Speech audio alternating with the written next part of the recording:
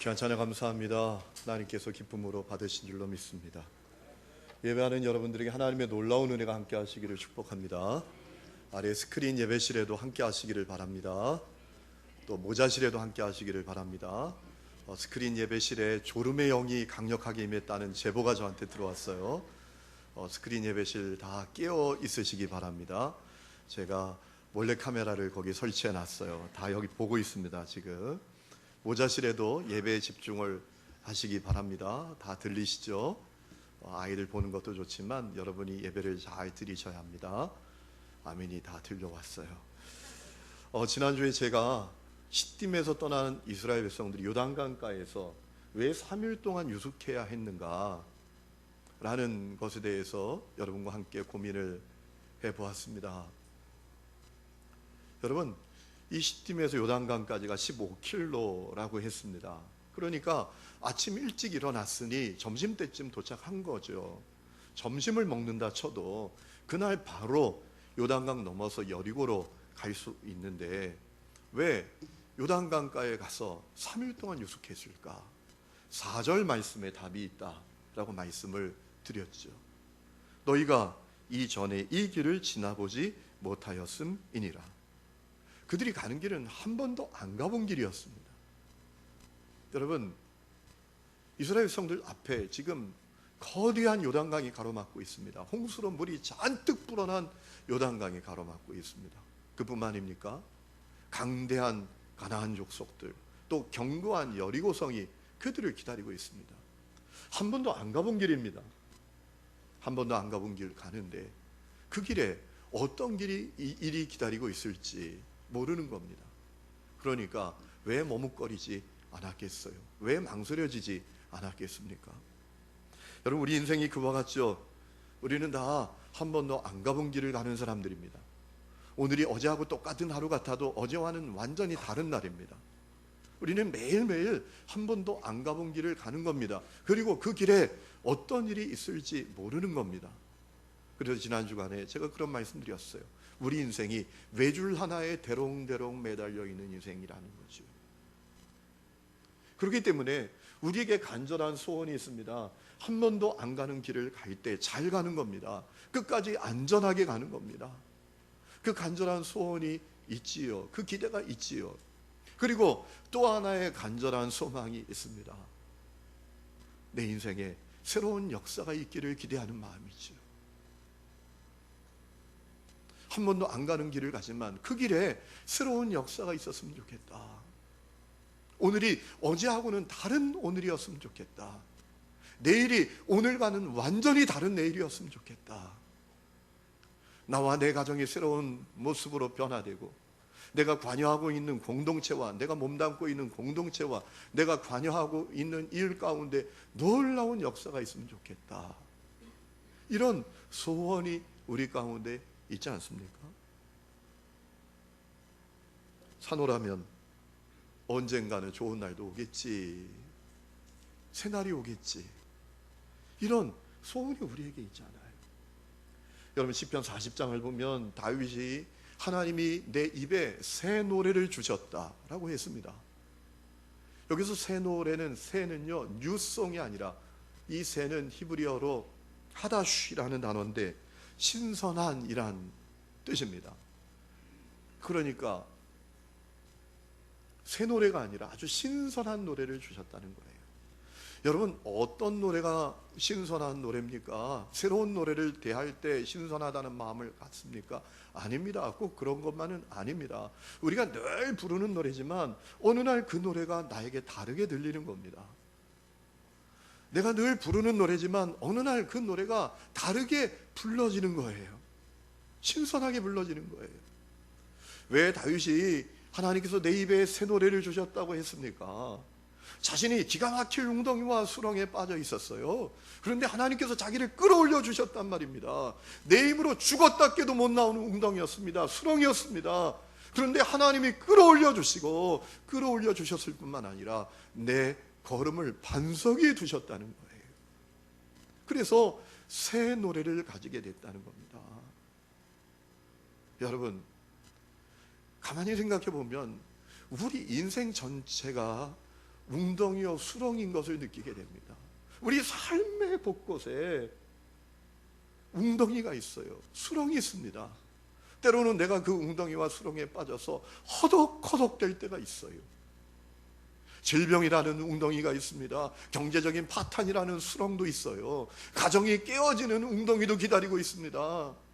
내 몸과 마음이 만신창이가 되어서 도무지 빠져나올 수 없는 그런 웅덩이, 수렁이 우리 인생에 가득합니다. 곳곳에 널려 있어요. 그렇기 때문에 우리도 다윗처럼 새 역사를 경험했으면 좋겠다. 우리 입술에 새 노래가 있으면 좋겠다. 이런 소원이 있지요. 그런데 여러분, 우리가 기억해야 할 것이 있어요. 주님이 이미 우리를 위해서 새 역사를 준비해 놓으셨다는 겁니다. 사랑하는 성도 여러분, 주님은 우리가 한 번도 안 가본 길을 잘 가는 수준이 아니라 한 번도 안 가본 그 길이지만 그 길에 놀라운 새 역사를 경험하는 그 길을 걸어가기를 원하고 계신다는 거예요. 성도 여러분, 세상 점집에 가도요, 한 번도 안 가본 길을 잘 가도록 부적 써줍니다. 잘 가도록 돕겠다고 합니다. 그런데 하나님은 그 수준으로 우리를 대하시는 것이 아니라 한 번도 안 가본 길을 잘 가는 수준이 아니라 그 길 가운데 새 역사를 준비하고 계신다는 겁니다. 이 믿음이 우리에게 있어야 합니다. 이사야 43장이 그래서 말씀하셨잖아요. 너희는 이전 일을 기억하지 말아라. 옛날 일을 생각하지 말아라. 보라, 내가 새 일을 행할 것이다. 이제 나타낼 것이다. 너희가 그것을 알지 못하였느냐? 내가 광야에 길을 내고 사막에 강을 낼 것이다. 여러분, 사막에 강이 생긴다는 건 대단한 거잖아요. 광야의 길이 어디 있습니까? 광야에 고속도로를 낸다는 건 대단한 새 역사잖아요. 주님이 이미 그 새 역사를 우리가 매일매일 한 번도 안 가본 길을 가지만 그 새 역사를 우리가 가는 그 길에 준비해 놓으셨다는 거예요. 여러분, 하나님께서 우리에게 준비하신 새 역사가 있습니다. 먼저는 십자가 복음으로 우리를 새로운 존재 되게 하신 거예요. 복음으로 말미암아 우리를 새 존재가 되게 하셨습니다. 고린도후서 5장 17절에 그런즉 누구든지 그리스도 안에 있으면 새로운 피조물이라 이전 것은 지나갔으니 보라 새 것이 되었도다 라고 했습니다. 십자가 복음으로 말미암아 우리 새로운 존재 되게 해주셨어요. 우리에게 새 창조를 이루어내셨어요. 우리를 의롭게 하셨어요. 하늘에 속한 사람 되게 하셨어요. 여러분, 이미 주님께서 우리에게 새 역사를 이루어내셨죠. 우리 각 사람들을 새로운 존재 되게 하셨습니다. 그뿐만 아니라 우리가 하는 그 길에 새로운 역사를 준비하고 계십니다. 오늘 말씀을 보면 그 확실성을 우리가 알 수 있습니다. 성도 여러분, 오늘 우리가 여호수아 3장 9절부터 17절까지 읽었는데 뒷부분에 가보면 백성이란 단어가 계속 나옵니다. 14절에 백성이란 단어가 2번 나오고 16절, 17절에 각각 한 번씩 백성이란 단어가 나옵니다. 그런데 우리 개역 성경에는 다 백성으로 번역됐지만 사실은 이 번역이 충분한 번역이 아닙니다. 좀 다르게 원문에 보면 나와 있어요.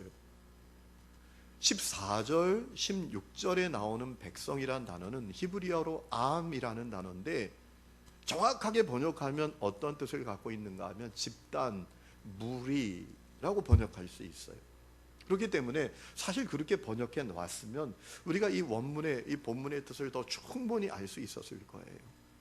물론 백성으로도 번역할 수 있는 단어지만 무리, 집단이란 의미를 더 분명하게 가지고 있는 단어입니다. 암이에요. 그러니까 14절, 16절에 나오는 백성이란 단어는 집단, 무리라는 뜻을 가진 단어입니다. 그런데 17절에 여호와의 언약궤를 맨 제사장들은 요단 가운데 마른 땅에 굳게 섰고 그 모든 백성이 요단을 건너갔다라고 할 때 그 백성은 히브리어로 고이라는 단어인데 어떤 의미를 갖고 있는가 하면 나라, 국가, 민족이란 의미를 가진 단어입니다. 여러분, 이것을 통해서 우리는 놀라운 사실을 발견하게 됩니다. 여러분, 이스라엘 백성들이 애굽에서 출발해서 가나안 땅을 목전에 둔 요단강까지 올 때까지 그들은 무리에 불과했습니다. 집단에 불과했습니다. 그런데 하나님께서 그들을 요단강 건너가게 하시고 가나안 땅에 들어가게 하심으로 말미암아 나라 되게 하신다는 겁니다. 국가 되게 하신다는 겁니다. 새 역사를 이루신다는 거예요. 여러분 생각해 보세요. 집단하고 나라하고는 차원이 다릅니다. 저 중국 서북 쪽에 가면 신장 위구르 자치구가 있습니다. 거기 위구르족이 삽니다. 숫자가 1000만이나 됩니다. 그런데 나라가 없습니다. 그래서 그들이 계속 테러를 자행합니다. 폭탄 테러를 합니다. 사람들을 칼로 막 테러합니다. 한족들을 죽입니다. 왜 그러냐면 나라를 갖고 싶다는 거예요. 아니 위구르족이 1000만이나 되는데 나라가 없어요. 왜냐하면 1700년대 후반에 중국에게 정복됐습니다. 그래서 중국이란 국가 안에 있는 한 집단에 불과한 거예요. 1000만 명이나 되는데. 그래서 그들이 나라를 갈망하는 거예요. 나라 되고 싶다는 거예요. 우리도 민족이 되고 싶다는 겁니다. 국가를 이루고 싶다는 거예요. 그것을 열망해서 테러를 자행하고 있어요. 여러분, 무리 집단과 나라는 완전히 차원이 다르죠. 나라가 얼마나 중요해요. 우리가 외국에 여행 가면 한국 사람만 봐도 너무나 반갑고요. 태극기만 봐도 가슴이 뛰잖아요. 우리에게 나라가 있으니까. 그러니까 성도 여러분, 하나님께서 어떤 이스라엘 백성들을 향한 새 역사를 준비하고 계시는가 하면 그들이 광야를 유랑하던 무리 집단에 불과했던 그들을 하나님께서 요단강 넘어서 가나안 땅 들어가게 하셔서 나라 되게 하시겠다는 거예요. 민족 되게 하시겠다는 거예요. 그것이 이스라엘 백성들을 향해서 준비해 놓으신 새 역사였어요. 성도 여러분, 그 역사가 오늘 저와 여러분에게도 분명히 준비된 것을 믿으시기 바랍니다. 하나님께서 우리가 가는 그 길에 새 역사를 준비하고 계십니다. 우리가 한 번도 안 가본 길인데 그 길을 안전하게 가는 수준만이 아니라 새 역사를 이루는 수준을 주님이 준비하고 계신다는 거예요. 문제는 그 새 역사가 우리 삶에 어떻게 이루어지는가? 그 하나님이 준비하신 새 역사가 내 삶에 어떻게 성취되고 실현되는가? 그것이 중요하잖아요. 여러분, 하나님이 준비하신 새 역사는 내 삶에 어떻게 실현될까요? 오늘 말씀을 쭉 읽어보면 말씀 속에 답이 있습니다. 어떻게 하나님이 준비하신 그 새 역사가 내 삶 가운데 이루어질 수 있겠는가? 우리에게 믿음이 있어야 한다는 겁니다. 믿음을 가져야 한다는 겁니다. 어떤 믿음? 오늘 말씀을 보면 세 가지 믿음을 주님께서 요구하고 계신 것을 볼 수가 있어요. 첫째는 듣는 믿음이에요. 듣는 믿음을 가져야 한다는 겁니다. 여러분, 오늘 9절 말씀 보면, 자, 이스라엘 백성들이 요단강에 3일 시간 다 보내고 모든 준비를 마치고 이제 떠나려고 할 그때에 여호수아가 이스라엘 백성들에게 말합니다. 9절 말씀 보시죠. 여호수아가 이스라엘 자손에게 이르되 이리 와서 너희 하나님 여호와의 말씀을 들으라 라고 했습니다. 여러분, 하나님은 이스라엘 백성들이 요단강 건너가기 전에 하나님의 말씀을 듣기를 원했어요.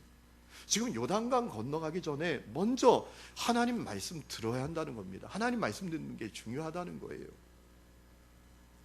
왜냐하면 새 역사는 하나님의 말씀을 들을 때부터 시작되기 때문이라는 거죠. 하나님께서 하나님의 말씀을 통해서 알려주시기를 원하셨어요. 하나님은 어떤 분이신지, 그리고 하나님께서 새 역사를 어떻게 펼쳐가실지를 먼저 알려주고 듣게 하시고 이스라엘 백성들이 가기를 원하셨던 겁니다. 그래서 와서 하나님의 말씀을 들으라 라고 했습니다. 무턱대고 가는 게 중요한 게 아니라 말씀을 듣는 믿음이 필요하다라고 말씀하신 거지. 여러분, 오늘 말씀에 보면 주목해 봐야 될 표현이 있어요. 9절에 보면 너희의 하나님이란 표현입니다. 자, 여호수아가 이스라엘 자손에게 이르되, 9절 다시 보세요. 이리 와서 너희의 하나님 여호와의 말씀을 들으라 라고 했습니다. 하나님께서 여호수아를 향해서 들려주십니다. 나는 너희의 하나님이야. 너희들이 그걸 들어야 돼. 그걸 알고 가야 돼 라고 하신 겁니다. 성도 여러분, 여러분은 그것을 아십니까? 하나님은 내 하나님이야. 이거 아십니까? 이거 알아야 된다는 겁니다. 제가 우리 새 예배당 건축하는데 매일 아래에서부터 위까지 오르락내리락 합니다. 2층은 아이들이 있는 공간이에요. 아이들이 사용할 공간입니다. 그 땅을 밟으면서 하나님 이 땅에 다음 세대들이 가득하게 해주십시오. 3층 4층은 장년들이 예배하는 공간입니다. 하나님 이곳에 예배 때마다 성도들이 가득하게 해주십시오. 이렇게 기도해요. 우리 교회는 부흥이 될까요? 아멘 소리가 그 정도밖에 안 되는데, 제가 매일 예배당을 오르락 내리락 합니다. 그때 제 마음이 이렇게 뛰어요. 제 가슴이 벅차요. 그 이유가 뭐예요? 우리 교회니까, 내가 사역하는 교회니까, 내 교회니까 그런 거 아니겠어요? 여러분, 이웃교회 목사님이 여기 와서 가슴이 뛸 이유가 뭐가 있겠어요? 이웃교회 목사님이 예배당 오르락 내리락 하면서 그분이 가슴 벅찰 이유가 뭐가 있겠어요? 내가 사역하는 교회가 아닌데. 여러분, 내 교회니까 가슴이 뛰는 거죠. 마찬가지입니다. 하나님이 내 하나님이라는 거, 이거 알고 가야 된다는 거예요. 성도 여러분, 하나님이 여러분의 하나님인 것을 믿으시기 바랍니다. 그거 아시기 바랍니다. 그거 들으시기 바랍니다. 또 뭐라고 말씀하셨는가 하면 살아계신 하나님이라고 하셨어요. 10절에 보면 또 말하되 살아계신 하나님이 너희 가운데 계시사라고 했어요. 하나님 살아계신대요. 그분은 무능력하지 않으시대요. 세상에 다른 신 우상들과는 다르시답니다. 하나님은 완전하신다는 거죠. 전능하신다는 거죠. 살아계신데 언제까지 살아계십니까? 영원까지 살아계신다는 거예요. 그분이 시간을 창조하신 분이시니까요. 그분이 시간을 시작하시고 그분이 시간을 끝내실 겁니다. 그분이 역사를 시작하셨고 그분이 역사를 끝내실 것입니다. 하나님은 살아계시고 영원히 살아계신 하나님이십니다. 그거 알고 가야 한다는 겁니다. 그거 들어야 한다는 것입니다. 여러분, 하나님이 살아계신 것 알고 계십니까? 하나님이 영원부터 영원까지 살아계신 것 알고 계십니까? 여러분, 세상에 절대 권력 없습니다. 왜? 다 지나가요. 다 지나가고 끝납니다. 그런데 하나님은 지나가는 법이 없으십니다. 하나님은 아브라함의 하나님, 이삭의 하나님, 야곱의 하나님, 나의 하나님도 되시는 것입니다. 왜? 그분은 영원부터 영원까지 계시는 살아계신 하나님이시니까. 그거 듣고 가야 한다는 거죠. 그뿐만 아니라 10절에 보면 또 말하되 살아계신 하나님이 너희 가운데 계시사라고 했어요. 영원하신 하나님이 너희 가운데 계신대요. 세상에 이것만큼 우리 마음을 뛰게 하는 게 어디 있어요? 세상에 아무리 좋은 하나님도 나와 상관이 없어요. 그림의 떡이에요. 무슨 의미가 있어요? 살아계신 하나님이 너희 가운데 계신다. 그거 듣고 가야 한다는 겁니다. 성도 여러분, 누군가 저에게 당신은 왜 그 수많은 종교들 가운데 하필이면 기독교 신앙이냐고 묻는다면 저 이렇게 대답할 겁니다. 내가 믿는 하나님은 나와 함께 계시는 하나님이십니다. 당신들이 믿는 신은 찾아가서 빌어야 도와주지 않냐고. 내가 믿는 하나님은 사람이 돼서 이 땅에도 오셨고 성령님으로 내 속에도 와 계신 분이시라. 그래서 나는 기독교 신앙을 갖는다고 말할 거예요. 여러분은 아십니까? 하나님이 여러분과 함께 계시는 것. 이스라엘 백성들이 무턱대고 요단강 건너가는 게 중요한 게 아니라 그거 듣고 가야 한다는 거죠. 그리고 또 10절에 이런 말씀이 있죠. 살아계신 하나님이 너희 가운데 계시사 가나안, 헷, 히위, 브리스, 기르가스, 아모리, 여부스 족속을 쫓아내실 것이다 라고 했어요.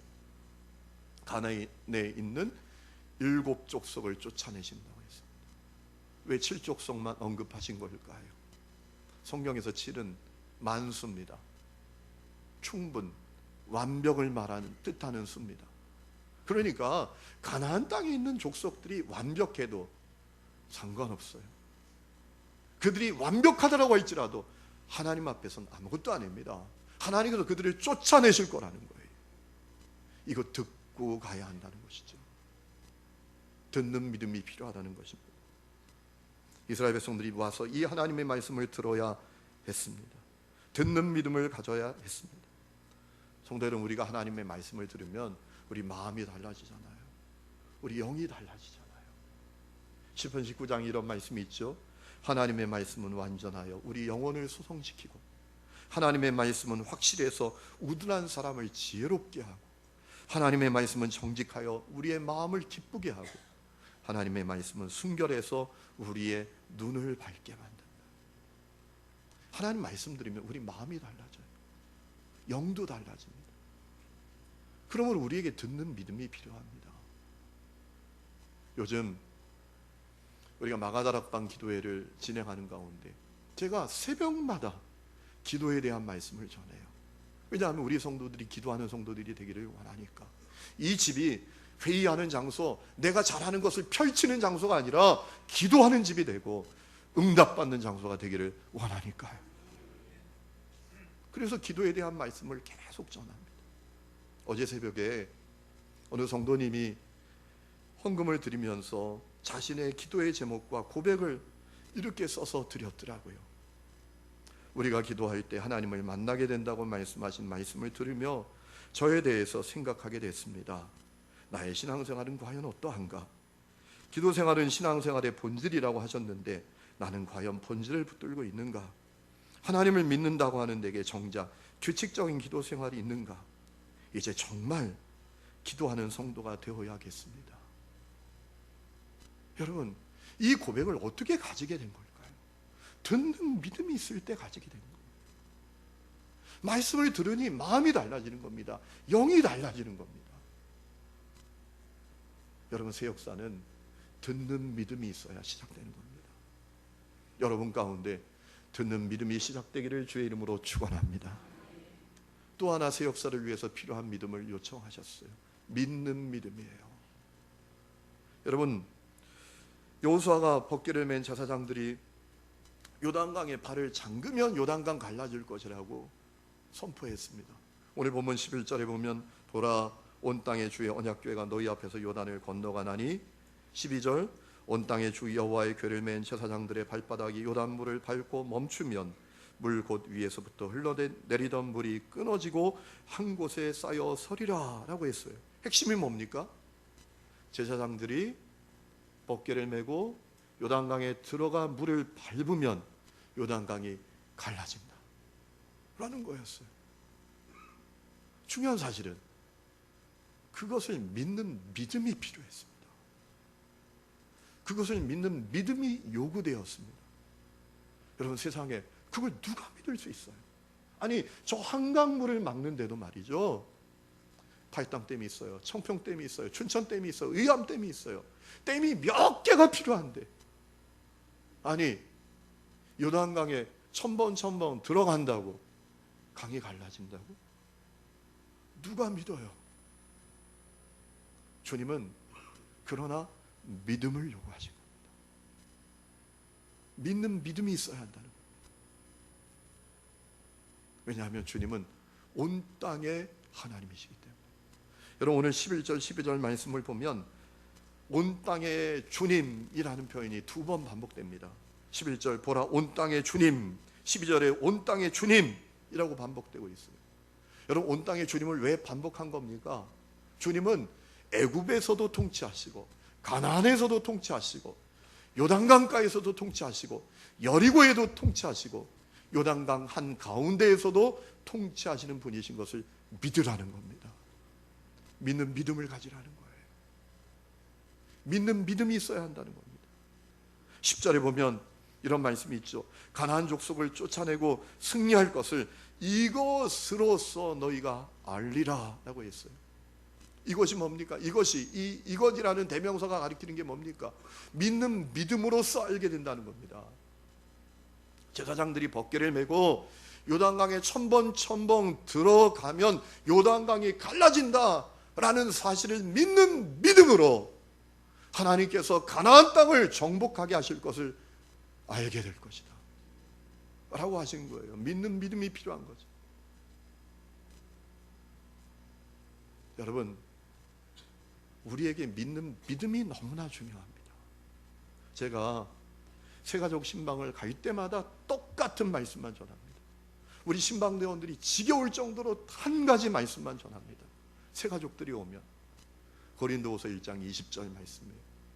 하나님의 약속은 얼마든지 그리스도 안에서 예가 되니 그런즉 우리가 아멘하여 하나님께 영광을 돌리게 되느니라. 성경은 하나님의 약속이에요. 중요한 것은 이 약속을 내 삶 속에 실현해야죠. 우리 자녀들 속에 이 약속이 실현돼야 되죠. 아무리 좋은 떡도 그림에 있는 떡은 무슨 의미가 있어요?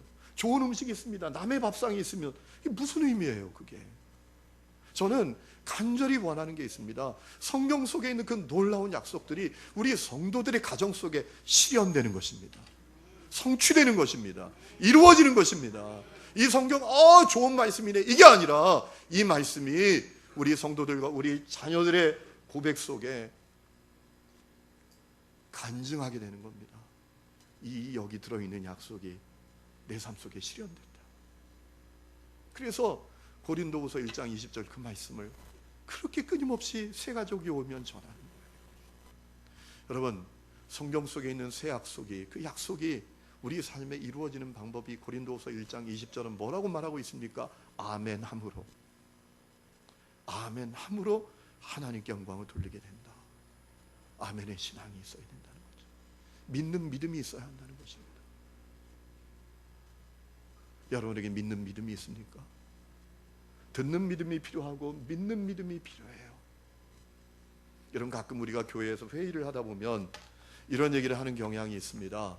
회의 끝났네. 어떻게 결정됐어? 그렇게 결정됐어? 잘 됐네. 상식선에서 결정됐으니까. 또 어떤 사람을 보면서도 저 사람 괜찮아. 상식은 통하니까, 상식선에서 생각할 줄 아는 사람이니까 괜찮아. 이렇게 말하는 경향이 있습니다. 그런데 여러분, 때로는 상식이 가장 큰 우상입니다. 상식선에서만 생각하고 상식선에서만 결정할 때 하나님의 역사는 경험하지 못할 수 있습니다. 하나님을 상식, 이성, 합리성에 묶어두면 하나님은 하나님이 아니라 상식의 하인이 될 뿐입니다. 하나님은 상식을 넘어서는 분이십니다.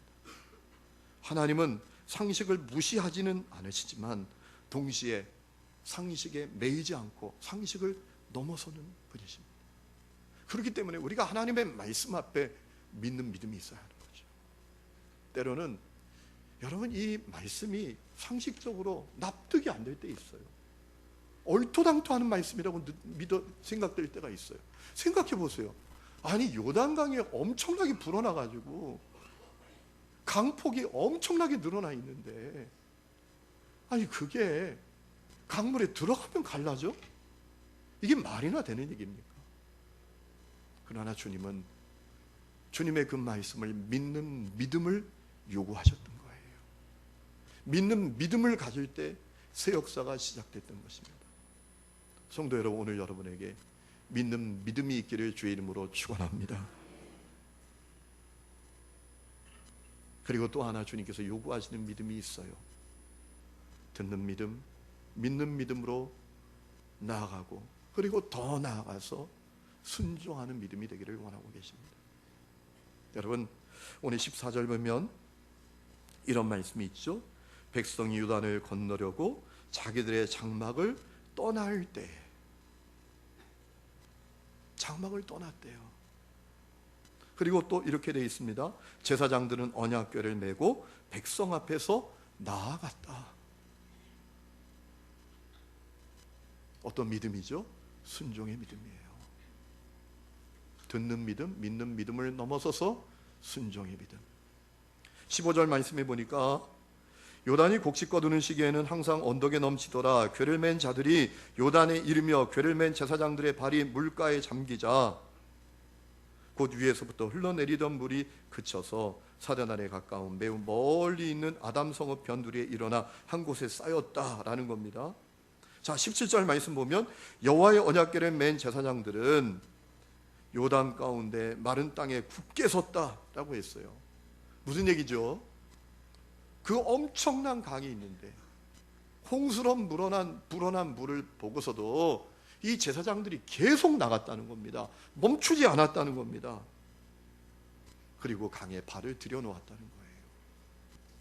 이스라엘 백성들에게 순종의 믿음이 있었다라는 거죠. 성도 여러분, 이것이 결코 쉽지 않았을 것이라고 지난주에 말씀드렸잖아요. 요단강 강폭이 평상시에 30m 정도밖에 안 됩니다. 그런데 보리 추수하고 3대를 추수하는 시기에는 물이 불어나는데요, 작은 데는 300m, 넓은 데는 1.6km까지 강폭이 불어납니다. 여리고로 넘어가는 그 지역이 강폭이 가장 넓게 불어나는 지역이라고 합니다. 1.6km는 됐을 거예요. 여러분, 엄청난 물입니다. 여러분, 그 강에 발 들여놓으면 죽는 거예요. 물에 다 휩쓸려 나가고 마는 겁니다. 이런 생각이 들어요. 하나님은 참 때도 잘 맞추셨다. 여러분, 우리가 그럴 때 있잖아요. 교회에서 소풍 날짜 잡으면 꼭 비와. 그 뭐라 해요? 아유, 때도 잘 잡았어, 날도 잘 잡았어, 누가 잡은 거야, 그러잖아요. 하나님은 때도 잘 잡았어요. 아니, 평상시 강폭이 한 30m 정도 될 때 넘어가게 하시면 얼마나 좋아요. 이게 홍수로 엄청난 물이 불어났을 때, 아니, 거기 발을 들여놓으라고 하시는 거예요.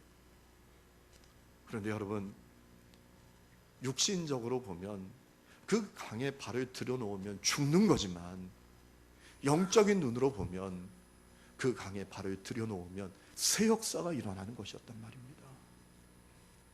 믿는 믿음을 요구하셨다는 거죠. 순종하는 믿음을 요구하셨다는 겁니다. 여러분, 이스라엘 백성들이 요단강에 발을 들여놓을 때 놀라운 일이 벌어졌잖아요. 위에서부터 막 흘러내리던 물이 끊어지고 쌓이기 시작합니다. 16절 보면 어디서부터? 아담 성읍 변두리부터 라고 소개하고 있어요. 이 지역은 이스라엘 백성들이 지금 강을 건너는 그 지역으로부터 상류로 29km 떨어진 지역이라고 합니다. 거기서부터 하나님이 물을 끊어내시고 물을 쌓이게 했다는 거예요. 여러분, 상상을 해보세요. 졸지 말고. 이야, 이건 뭐 대단한 것 아닙니까? 그 엄청난 물이 끊어져서 막 쌓여서 하늘로 올라가고 있다고 생각해 보세요. 이건 뭐 대단한 광경이었어요. 그걸 벌써 보고 가나안 족속들은요, 벌써 기가 죽은 겁니다. 벌써 겁을 집어먹은 거였을 거예요. 그리고 이스라엘 백성들이 마른 땅으로 건너가게 됐잖아요. 중요한 것은 이스라엘 백성들이 순종의 믿음을 가지니 요단강 물도 하나님의 통치에 순종하게 되었다는 것입니다. 오늘 우리에게 순종의 믿음이 있어야 합니다. 순종의 믿음이 없으면 그 믿음이라는 것은 그저 공허한 말잔치에 불과한 겁니다. 그래서 사도 야고보는 뭐라고 말합니까? 야고보 2장 14절 보면, 내 형제들아, 만일 사람 믿음이 있노라 하고 행함이 없으면, 순종이 없으면 무슨 유익이 있겠는가? 그 믿음이 자기를 구원하겠는가? 그 믿음 가짜 믿음이라는 거예요. 순종이 없는 믿음이 어떻게 진짜 믿음이겠냐는 거예요. 은행을 믿으니까 몇 천만 원, 몇 억을 맡기는 거 아닙니까? 하나님을 믿는데요, 그 말씀에 순종이 없어요. 그 믿음이 자기를 구원하겠느냐는 거예요. 가짜 믿음 아니겠냐는 거예요. 믿는다 치고 그저 교회 생활만 하고 있는 건 아니겠느냐는 거예요. 야고보서 2장 17절에도 행함이 없는 믿음은 그래서 그 자체가 죽은 거다. 심지어 야고보서 2장 19절을 보면 사도 야고보는 순종이 없는 믿음을 귀신 믿음이라고 했어요. 야고보 2장 19절에 이렇게 말합니다. 네가 하나님은 한 분이신 걸 믿느냐? 잘하는도다. 귀신들도 믿고 떠느니라. 귀신들도 믿음이 있대요. 귀신들도 하나님이 한 분이란 거 안돼요. 그런데 순종은 없는 거 아닙니까? 귀신들이. 그러니까 순종이 없는 믿음은 귀신 믿음이라는 거예요. 어떻게 생각해 보면 귀신 믿음보다도 못하죠. 왜요? 귀신들은 하나님을 두려워나 하죠. 하나님 앞에서 떨기나 하죠. 오늘 교회 안에 하나님 앞에 두려움이 없는 사람들이 얼마나 많습니까? 하나님 앞에서 떨림이 없는 사람들이 얼마나 많습니까? 그래서 삿대질하고 서로 욕하고 흉보고 용서하지 못하고 마음을 꽁꽁 묶어놓고 풀어내지 못하고 흉보고 살아가는 분들이 얼마나 많아요. 가정에서도 마찬가지죠. 성령님 내 안에 계신다면서요. 말짱 거짓말이지 뭐. 성령님 내 안에 계신다는 걸 믿는다면서 못할 얘기가 없어요. 못할 행동도 없고요. 야고보가 귀신들도 그 믿음은 있다 라고 말했던 거다.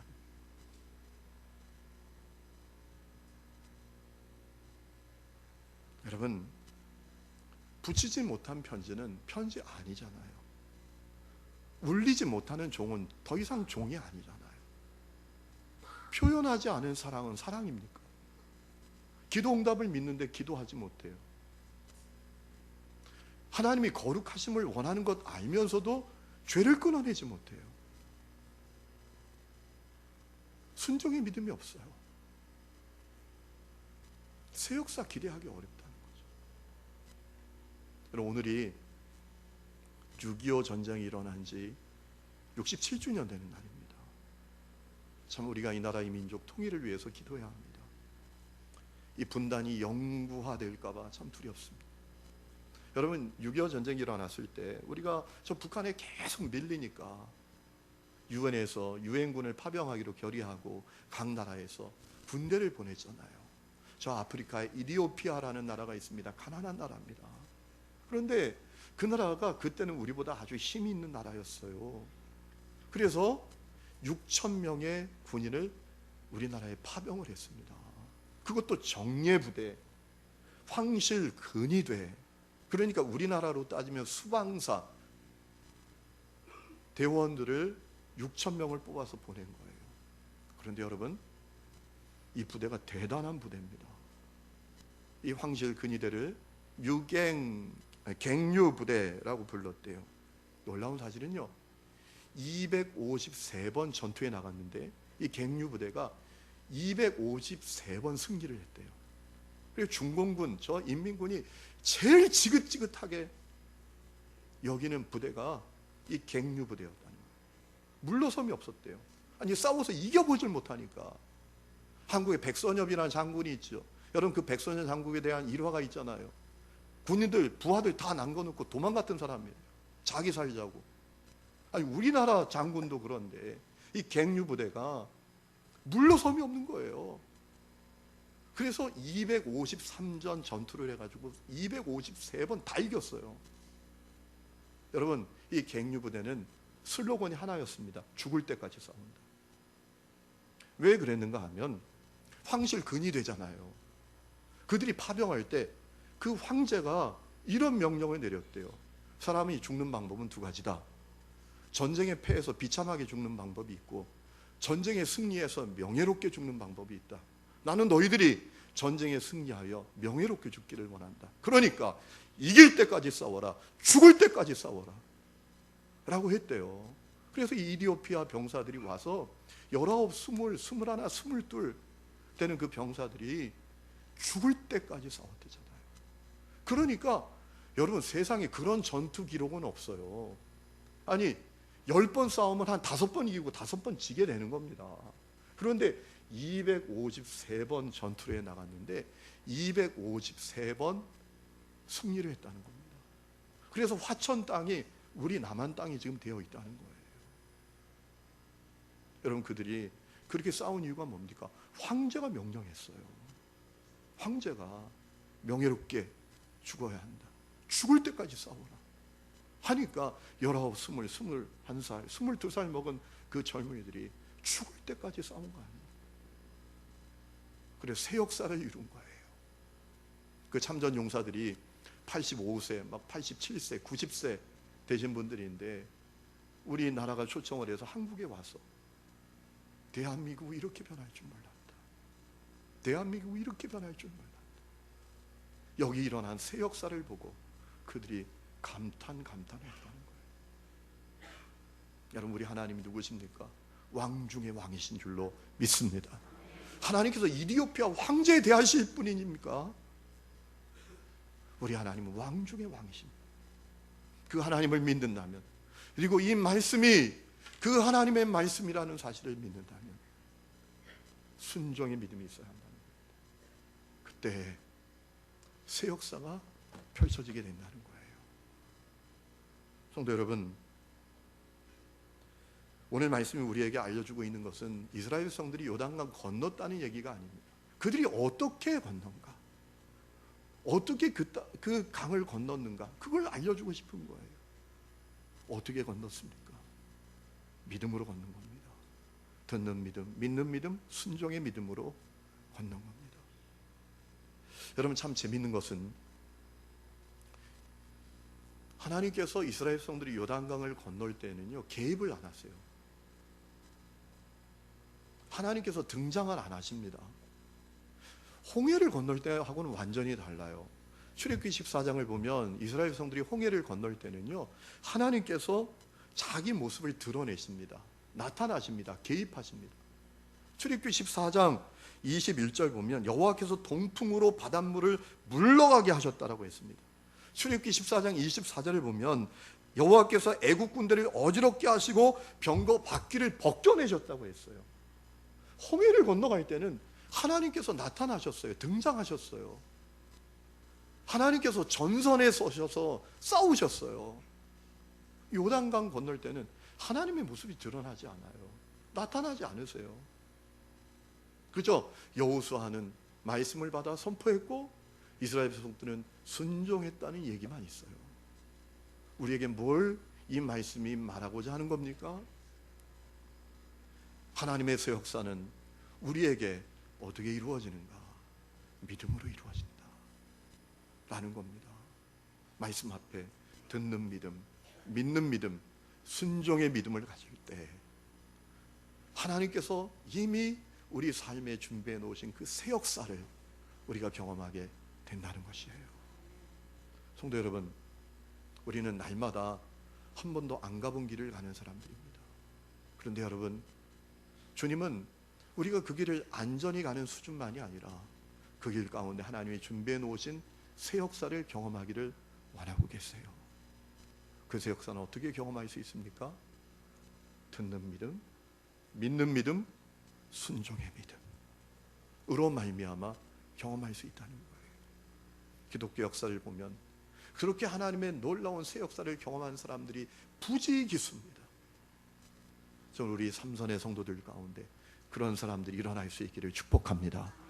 내가 듣는 믿음, 믿는 믿음, 순종의 믿음으로 반응했더니 하나님께서 내 인생 속에 새 역사를 준비해 놓으셨고 그것을 내가 누리게 됐다고 고백하는 분들이 일어나기를 원합니다.